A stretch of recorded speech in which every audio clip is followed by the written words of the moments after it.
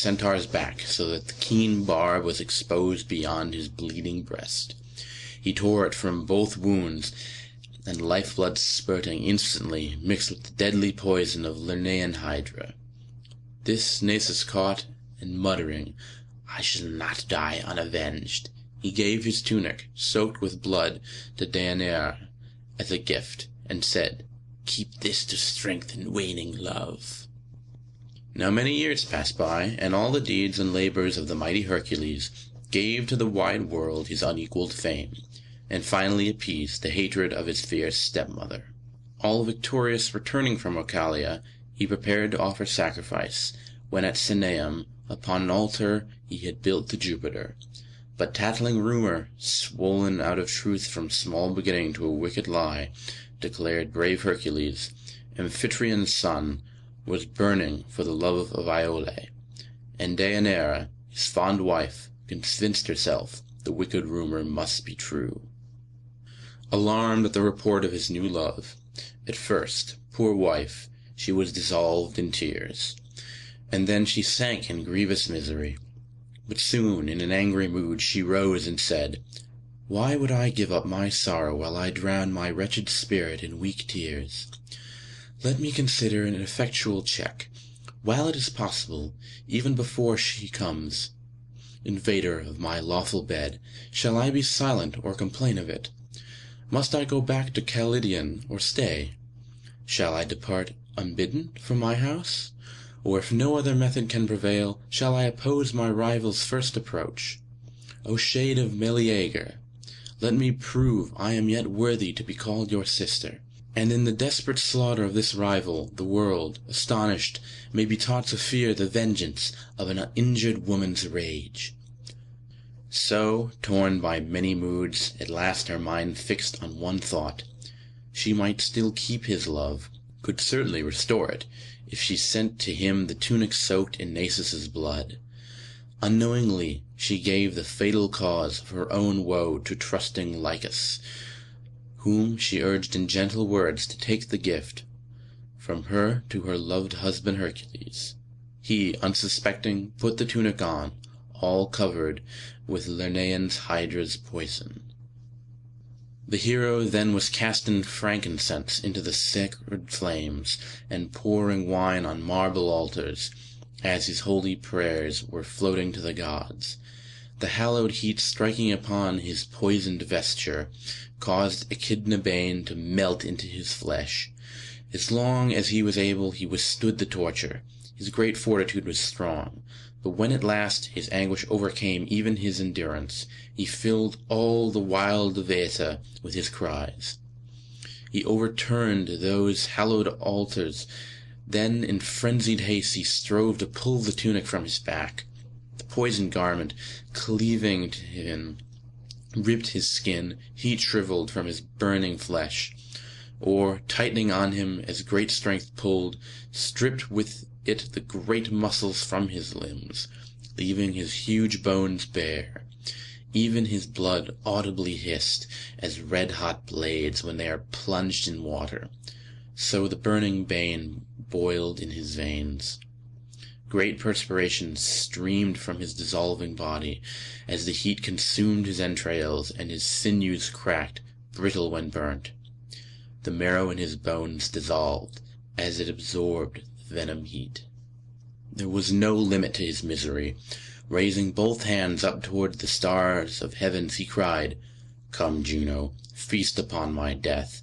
Feast on me, cruel one. Look down from your exalted seat, behold my dreadful end, and glut your savage heart. Oh, if I may deserve some pity from my enemy, from you I mean, this hateful life of mine take from me, sick with cruel suffering, and only born for toil. The loss of life will be a boon to me, and surely is a fitting boon, such as stepmothers give. Was it for this I slew Busiris, who defiled his temples with the stranger's blood?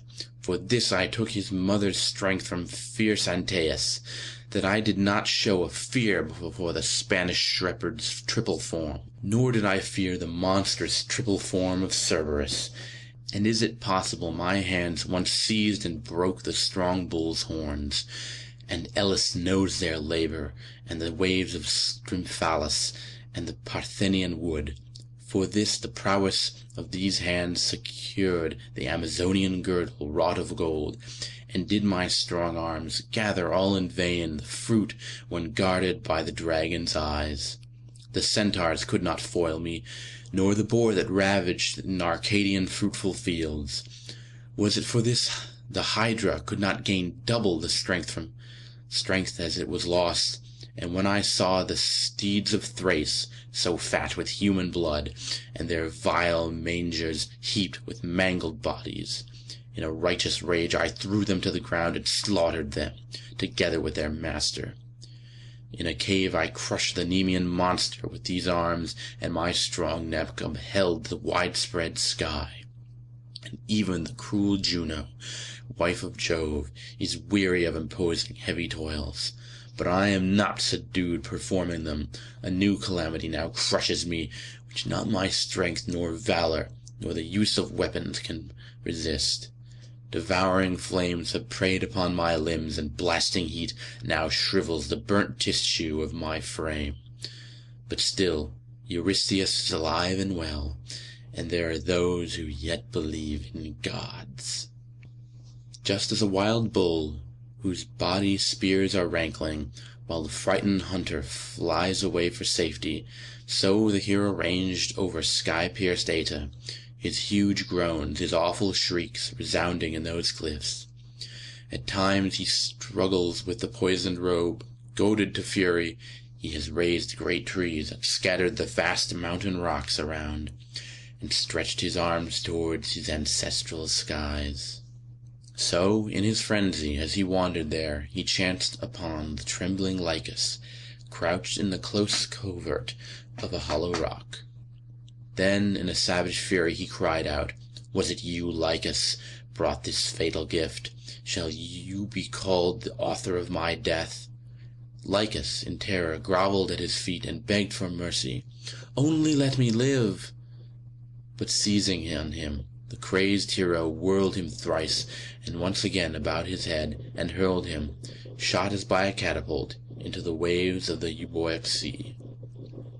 While he was hanging in the air, his form was hardened, as, we know, raindrops may first be frozen by the cold air and then change to snow, and as it falls through whirling winds, may press, so twisted, into round hailstones.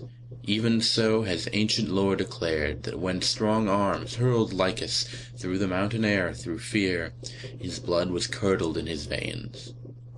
No moisture left in him, he was transformed into a flint rock. Even to this day, a low crag rising from the waves is seen out of the deep Euboean Sea, and holds the certain outline of a human form, so surely traced, the wariest sailors fear to tread upon it, thinking it has life, and they have called it Lycus ever since. But, O illustrious son of Jupiter, how many of the overspreading trees, thick growing on the lofty mountain peak of Aeta, did you level to the ground, and heap into a pyre? And then you bade obedient Philoctetes light a torch beneath it, and then take in recompense your bow with its capacious quiver full of arrows, arms that now again would see the realm of Troy. And as the pyre began to kindle with the greedy flames, you spread the Nemean lion skin upon the top, and club for pillow, you lay down to sleep, as placid as if, with abounding cups of generous wine, and crowned with garlands, you were safe, reclining on a banquet couch. And now on every side the spreading flames were crackling fiercely, as they leaped from earth upon the careless limbs of Hercules. He scorned their power. The gods felt fear for earth's defender, and their sympathy gave pleasure to Saturnian Jove.